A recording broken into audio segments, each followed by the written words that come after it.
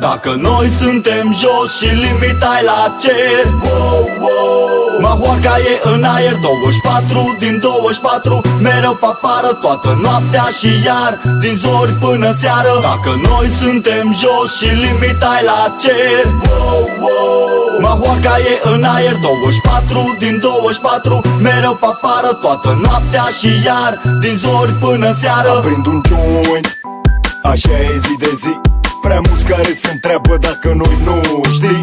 Prea mulți băgători de seamă vor să dea sfaturi despre cum ar trebui să trăiesc. Sugeți pula. Zi de zi mult mai mulți vor să fie în preajma noastră. Dar ce căcat credeți voi că aici se dă vreo masă, vreo târfă, vreo casă, vreun ban pentru limba voastră băgată în găoază? Plecați în pula mea acasă. Ce am învățat zi de zi în cartier, nu lăsa pe mâine ce poți să faci ieri.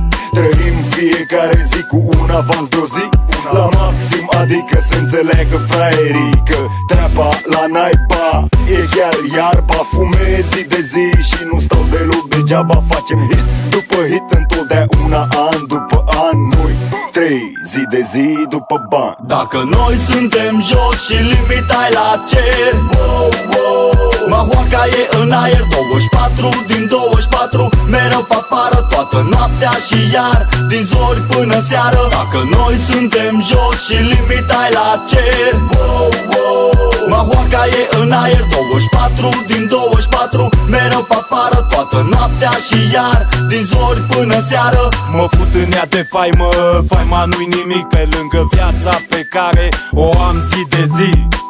Treaba e să vinzi, nu să fii bârfit. Facem hituri zi de zi și trăim așa cum știm. Eu bârfai pentru Hussein, deci lasă-i să vorbească, lasă-i să se agite, doar banii mai contează. Altceva nimic nu mă impresionează. Lumea e a mea când jointul se rulează. Din nou Pantelimon, Mileniu 3, B.U.G s-a întors pentru toți care știu că